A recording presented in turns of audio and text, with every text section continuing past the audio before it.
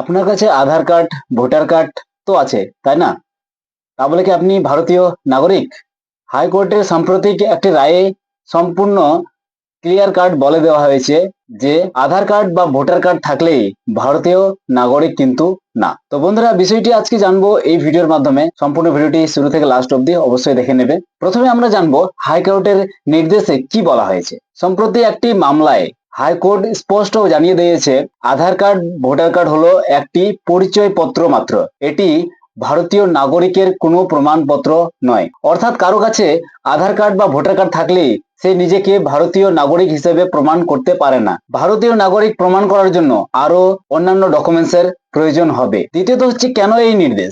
ভারতের নাগরিকত্ব নির্ধারণ হয় ভারতীয় সংবিধান এবং ভারতীয় নাগরিকত্ব আইন মেনে। কিন্তু অনেক সময় দেখা যায় বিদেশি নাগরিকরা ভারতের আধার কার্ড, ভোটার কার্ড নানাভাবে কিন্তু হাতে পেয়ে যায়। তাই আদালতের নির্দেশে এই দুটি কার্ড থাকলেই যে ভারতের নাগরিক হবে এমনটি নয়। এই ভিত্তিতে কাউকে আধার কার্ড আর ভোটার কার্ড থাকলেই ভারতের নাগরিক বলা যাবে না। এবার তৃতীয়ত জানবো ভারতের নাগরিকত্ব প্রমাণের জন্য আদৌ কি কি ডকুমেন্টসের প্রয়োজন হবে।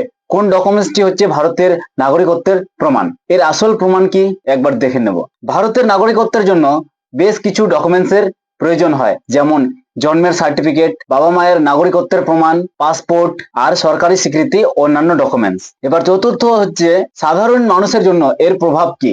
সাধারণ মানুষের কি প্রভাব পড়বে এই আইনের মাধ্যমে। এই নির্দেশের ফলে যারা নিজেদেরকে ভারতীয় নাগরিক হিসেবে প্রমাণ করতে চান তাদের জন্য বাড়তি নথি জরুরি হতে পারে। বিশেষ করে যাদের নাগরিকত্ব নিয়ে নিজেদের সন্দেহ ওঠে তাদের আইনগতভাবে নিজেদের প্রমাণ দিতে হবে যে তারা ভারতীয় নাগরিক।